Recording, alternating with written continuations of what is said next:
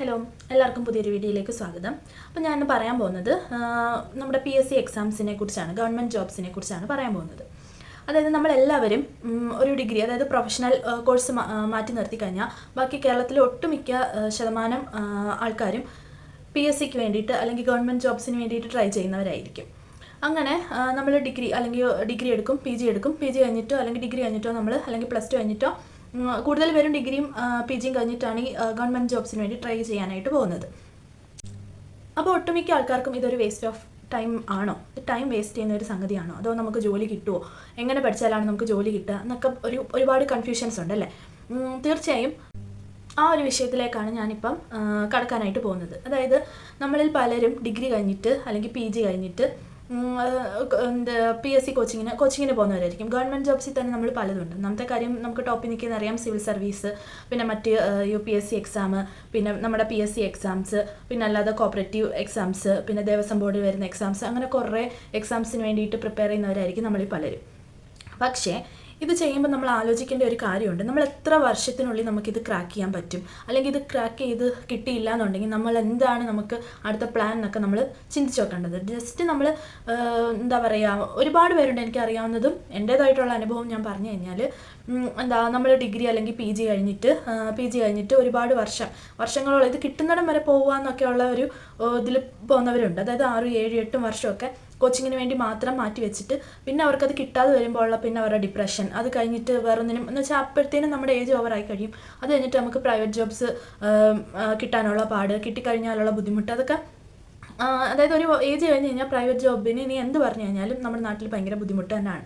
അപ്പം നമ്മൾ എന്താണ് ചെയ്യേണ്ടത്? അപ്പം അതിൻ്റെ ഒരു കാര്യമാണ് ഞാൻ തീർത്തും നിങ്ങൾ ഇനിയുള്ള കുട്ടികൾ, ഈ PSC നോക്കുന്ന കുട്ടികളായാലും ഒരുപാട് വർഷക്കാലം നമ്മൾ അതിന് വേണ്ടിയിട്ട് അങ്ങ് ഇരിക്കാൻ പാടില്ല. ഒരു ബാക്കപ്പ് തീർച്ചയായും നമുക്ക് പ്ലാൻ എല്ലാം പറയുന്നതിൻ്റെ തൊട്ട് പ്ലാൻ Aയും വേണം, പ്ലാൻ Bയും വേണം. നമുക്ക് കിട്ടാൻ വേണ്ടിയിട്ടാണ് നമ്മളെല്ലാവരും പോകുന്നത്. കിട്ടിയാൽ ഭയങ്കര സന്തോഷമാണ്, ഏറ്റവും നല്ലതുമാണ്. തീർച്ചയായും നമ്മുടെ ലൈഫ് സെക്യൂർ ആവുക തന്നെ ചെയ്യും. പക്ഷേ കിട്ടിയില്ല എന്നുണ്ടെങ്കിൽ പിന്നെ നമ്മൾ എന്താ ചെയ്യുക? അപ്പോൾ അതിനൊരു ബാക്കപ്പ് പ്ലാൻ വെച്ചിട്ട് വേണം എല്ലാവരും എന്ത് ചെയ്യാൻ, ഈ കോച്ചിങ്ങിനായിട്ട് പോകാൻ. അല്ലാതെ നമ്മൾ അതായത് ഞങ്ങളൊക്കെ ചെയ്ത അല്ലെങ്കിൽ ബാക്കിയുള്ളവർ ചെയ്ത മിസ്റ്റേക്ക് ഇനി ആവർത്തിക്കാനായിട്ട് പാടില്ല. അതായത് നിങ്ങളൊരു +2 ആകുമ്പോൾ തന്നെ ഒരു കോഴ്സ് സെലക്ട് ചെയ്യും. അതായത് എന്തിനോട്ടാണ് പോകേണ്ടത്. പ്രൊഫഷണലായിട്ട് പോകുന്നവർ ആ രീതിയിൽ അങ്ങ് പൊക്കോളും. അല്ലാത്ത ഡിഗ്രി കോഴ്സിന് പോകുന്നവരുടെ മിക്കവരുടെ എയിം എന്ന് പറഞ്ഞാൽ ഈ ഗവൺമെൻറ് ജോബ് തന്നെയായിരിക്കും. അപ്പം ആ സമയത്ത് പ്ലാൻ ചെയ്യാതെ അതിന് മുമ്പേ പ്ലാൻ ചെയ്ത്, അതായത് ഡിഗ്രിയുടെ കൂടെ തന്നെ എന്നൊക്കെ പറയുമ്പോൾ പലരും നമ്മളായാലും ഡിഗ്രിയുടെ കൂടെ തന്നെ ഈ PSC പഠിക്കാൻ നമ്മളും അത് പുച്ഛിച്ച് തള്ളിയിട്ടല്ല അതിനുള്ള സമയം കിട്ടുക, അങ്ങനെയൊക്കെ ഉള്ള സംശയങ്ങളും കാര്യങ്ങളൊക്കെ ആയിരിക്കും. നമ്മളത് തീർച്ചയായിട്ടും ഒരു സൈഡിൽ കൂടെ ഉഴപ്പി കളയുക ചെയ്യുന്നത്. പിന്നെ അതിന് വേണ്ടിയിട്ട് മാത്രമായിരിക്കും നമ്മൾ, അതായത് ഡിഗ്രി കഴിഞ്ഞ് പിന്നെ അല്ലെങ്കിൽ PG എടുത്തിട്ട് പിന്നെ നമ്മളൊരു കുറച്ച് വർഷം അതിന് വേണ്ടി മാറ്റി വെക്കുക എന്ന് പറയുന്നത് അത് ഭയങ്കര മണ്ടത്തരമാണ് ഈ കാണിക്കുന്നതെന്ന് പറഞ്ഞാൽ. അപ്പം എന്ത് ചെയ്യുക, നിങ്ങൾ ഇപ്പം ഡിഗ്രിയുടെ കൂടെ ചെയ്യാൻ പറ്റത്തില്ല എന്നുള്ളത്, ഡിഗ്രിയുടെ കൂടെ നിങ്ങൾ കോച്ചിങ്ങിലൂടെ എടുക്കുന്നതും കോച്ചിങ്ങിന് പഠിക്കുന്നതും കുറച്ചുകൂടെ നല്ലതായിരിക്കും, ബെറ്റർ ആയിരിക്കും.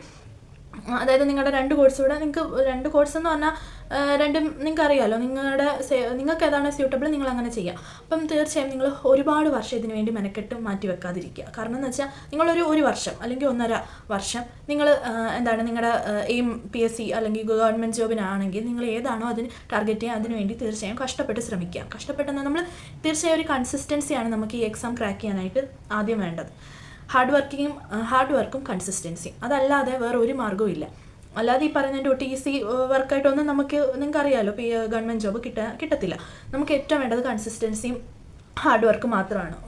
അത് നല്ല രീതിയിൽ പഠിക്കുക, വേറെ എല്ലാം മാറ്റി വെച്ചിട്ട് നമ്മൾ ആ ഒരു 1 അല്ലെങ്കിൽ 1.5 വർഷം നമ്മൾ PSC ഗവൺമെൻറ് ജോബിന് വേണ്ടി പഠിക്കുക.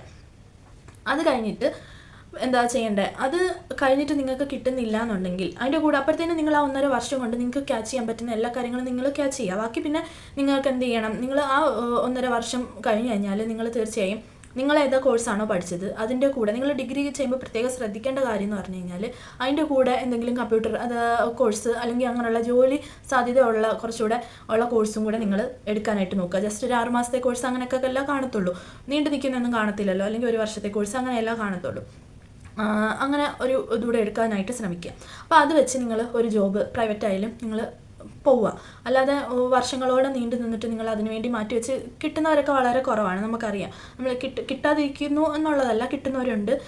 എന്നിരുന്നാലും ഇപ്പം ഇതിനു വേണ്ടി മാറ്റി വെക്കാൻ പറ്റുന്ന ആർക്കാന്ന് വെച്ചാൽ ഫിനാൻഷ്യലി സ്റ്റേബിൾ ആയിട്ടുള്ളവർക്ക് എത്ര നാൾ വേണമെങ്കിലും അവർക്ക് കോച്ചിങ്ങിനായിട്ട് പോകാൻ പറ്റും.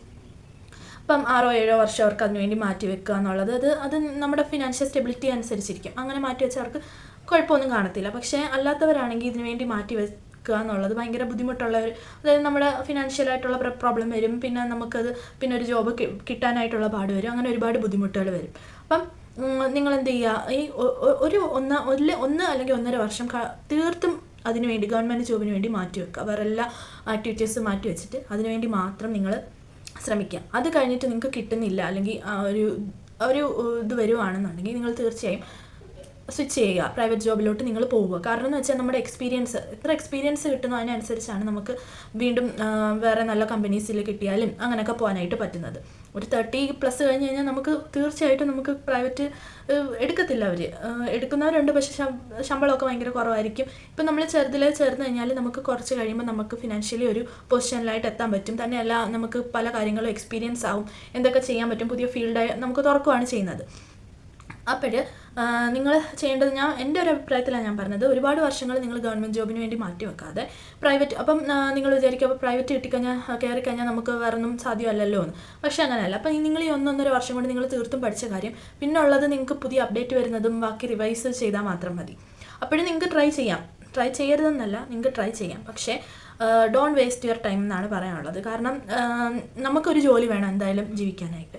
അപ്പം ഗവൺമെൻറ് ജോബിന് മാത്രം എയിം ചെയ്ത് നമ്മുടെ വർഷങ്ങൾ വേസ്റ്റ് ചെയ്യുന്നതിനെക്കാട്ടിലും ഒരു പ്ലാനിങ്ങോടുകൂടി ഇത്ര നാളുകൊണ്ട് എനിക്ക് അച്ചീവ് ചെയ്യണം, അത് കിട്ടുന്നില്ല എന്നുണ്ടെങ്കിൽ നമ്മൾ അടുത്തത് എന്ത് ചെയ്യണം എന്നുള്ള ഒരു ബാക്കപ്പ് പ്ലാനൂടെ നമുക്ക് വേണം. അപ്പോൾ ഇത്രയേ ഉള്ളൂ നമ്മുടെ വീഡിയോ. ഈ ഒരു ചെറിയ കാര്യം പറയാനായിട്ട് ആണ് ഞാൻ വന്നത്. അപ്പോൾ വീഡിയോ ഇഷ്ടമെങ്കിൽ നിങ്ങൾ ലൈക്ക് ചെയ്യണം, ഷെയർ ചെയ്യണം, സബ്സ്ക്രൈബ് ചെയ്യണം.